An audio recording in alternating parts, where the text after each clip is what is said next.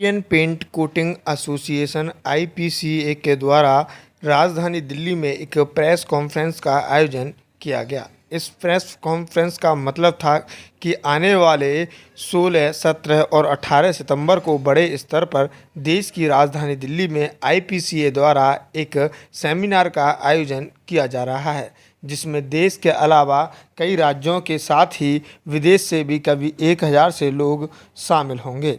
इस press conference का मकसद था कि आने वाले सेमिनार में किस तरह से पेंटिंग पाउडर को लेकर जो समस्या है, रॉ मटेरियल को लेकर जो समस्या है, उससे कैसे निजात पाई जाए और कैसे भारत की अर्थव्यवस्था में पेंटिंग इंडस्ट्री एक बड़ा सहयोग करती आ रही है। और प्रधानमंत्री मोदी के मेक इन इंडिया विजन के तहत इस सेमिनार में चर्चा की जाएगी, जिसमें अलग अलग राज्यों और विदेशों से आए पेंटिंग एसोसिएशन से जुड़े लोग इसमें चर्चा करेंगे और किस तरह से हमें इस पेंटिंग इंडस्ट्री के ज़रिए आगे देश को ले जाना है, नए लोगों को रोज़गार मुहैया कराना है।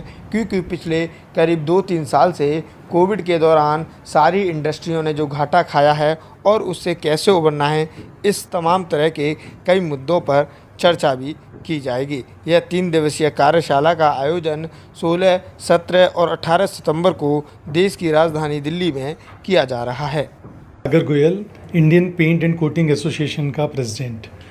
हम Indian paint and coating association की एक मेगा बाइनियल कॉन्फ्रेंस आयोजित करने जा रहे हैं दिल्ली के अंदर JW मैरियट होटल के अंदर। ये कॉन्फ्रेंस 16 से 18 सितंबर को होगी।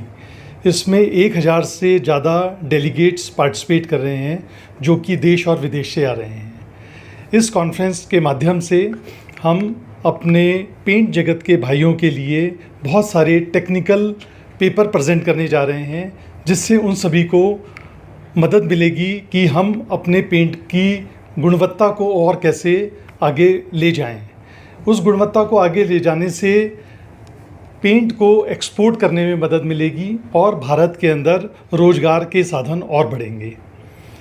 जो पेंट जगत के लोगों को इससे बहुत मदद मिलेगी और इससे हमें लाभ मिलेगा कि हम अपने पेंट को निर्यात भी कर सकते हैं और इसका बढ़ावा मिलेगा। मेरी भारत सरकार से एक रिक्वेस्ट है कि वो MSME पेंट के उद्यमियों के लिए कोई ऐसी योजनाएं लाएं जिससे कि वो बड़े उद्योगों के सामने compete कर पाएँ, क्योंकि जो बड़े उद्योग हैं वो रॉ मटेरियल बड़ी मात्रा में खरीदते हैं तो उनकी कॉस्टिंग कम आती है और छोटे उद्योगों को वही माल ज़्यादा लागत पर मिलता है।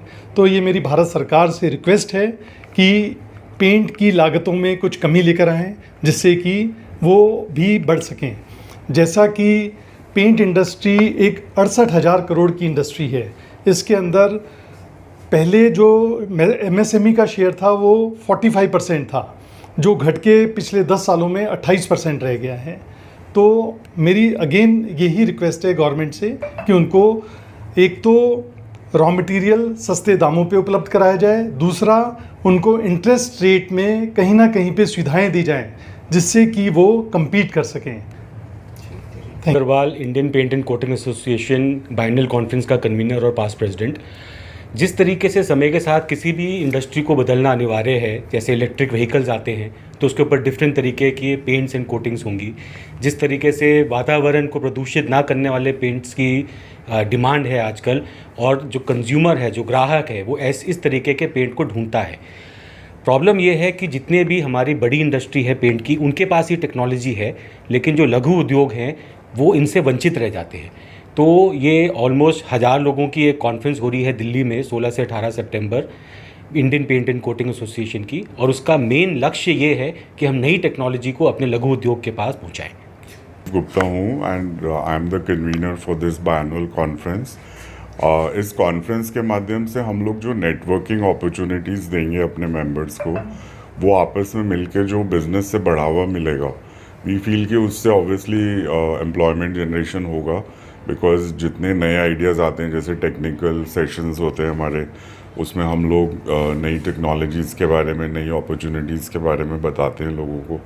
उससे या तो लोग करेंटली एक्सपेंशन करते हैं अपने existing manufacturing and trading activities का, या नए उद्योग भी लगते हैं, या मे बी फॉरेन कोलैबोरेशंस या टेक्निकल इनोवेशंस की वजह से जो काम बढ़ सकता है लोगों का, so that way employment generation happens, plus लोगों का आपस में नेटवर्किंग होने से बिजनेस ग्रो करता है, और यही हम लोगों का उद्देश्य रहता है इन कॉन्फ्रेंसेस।